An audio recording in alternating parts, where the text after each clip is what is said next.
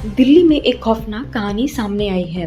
एक पत्नी ने अपने प्रेमी के साथ मिलकर पति को मार डाला। यह घटना दिल्ली के एक पॉश इलाके में शुरू हुई और उत्तराखंड की पहाड़ियों में जाकर खत्म हुई। पत्नी सिंधु पति की संपत्ति हड़पना चाहती थी और अपने प्रेमी परितोष के साथ रहना चाहती थी। पुलिस ने बताया कि यह हत्याकांड इंदौर के राजा रघुवंशी मर्डर केस जैसा ही था, बस नाम अलग थे, लेकिन तरीका और इरादा एक जैसा ही था। चलिए बताते हैं पत्नी ने प्रेमी संग मिलकर कैसे पति के खिलाफ मौत की साजिश रची। जून की शुरुआत में अचानक गायब दिल्ली के राजौरी इलाके में रहने वाले रविंदर कुमार जून की शुरुआत में अचानक गायब हो गए।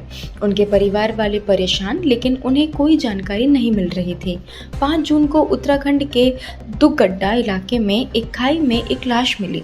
कुछ दिनों बाद पता चला कि यह लाश रविंदर कुमार की है। यहीं से इस हत्या की साजिश का पता चला। मीडिया रिपोर्ट्स के मुताबिक रविंदर की पत्नी सिंधु उनसे लगभग 20 साल छोटी थी। उसने पहले तो रविंदर के गुम होने का नाटक किया, लेकिन पुलिस की जांच में कुछ ऐसा पता चला जिससे केस की दशा ही बदल गई। सिंधु दिल्ली में एक फिजियोथेरेपी क्लिनिक चलाती थी। यहीं पर उसकी मुलाकात परितोष नाम के एक युवक से हुई। परितोष इलाज के लिए वहां आया था। इलाज के दौरान दोनों में बातें होने लगी। जल्द ही दोनों एक दूसरे के करीब आ गए। सिंधु ने अपने पति की जगह परितोष को अपनी जिंदगी में शामिल कर लिया। रविंदर कुमार के नाम पर करोड़ों की संपत्ति थी। उन्हें हर महीने लगभग 1 लाख रुपए किराया मिलता था, लेकिन हाल ही में उनकी आर्थिक स्थिति खराब हो गई थी। उनके ऊपर 18 लाख का कर्ज था। चेक बाउंस होने और जेल की सजा ने उन्हें मानसिक रूप से भी परेशान कर दिया था। रविंदर ने कर्ज चुकाने के लिए अपनी एक संपत्ति बेचने का फैसला किया था। इससे सिंधु और परितोष को इससे डर लगने लगा। सिंधु ने 31 मई को रविंदर को एक गेट टुगेदर के बहाने नगीना, उत्तर प्रदेश बुलाया। वहां उसे शराब पिलाई। फिर प्रेमी परितोष के साथ मिलकर उस पर फावड़े से हमला किया। उनकी गर्दन और छाती पर कई बार वार किए, जिससे उसकी मौत मौके पर ही हो गई।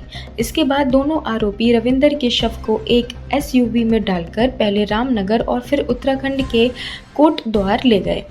सुबह के अंधेरे में उन्होंने शव को दुगड्डा की खाई में फेंक दिया। फिर वे SUV को नोएडा के एक चौराहे पर लावारिस छोड़ गए। शुरुआत में पुलिस को यह एक हादसा लगा, लेकिन पोस्टमार्टम में पता चला कि रविंदर की 2 पसलियां टूटी हुई थीं।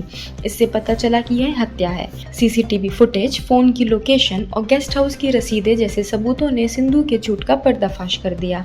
सबसे बड़ा सुराग रविंदर की जेब से मिली एक पर्ची थी। इस पर्ची से पता चला कि सिंधु और रविंदर नगीना के एक गेस्ट हाउस में रुके थे।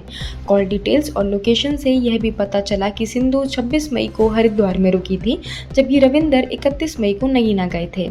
इन सभी सबूतों के आधार पर पुलिस ने सिंधु और परितोष को गिरफ्तार कर लिया।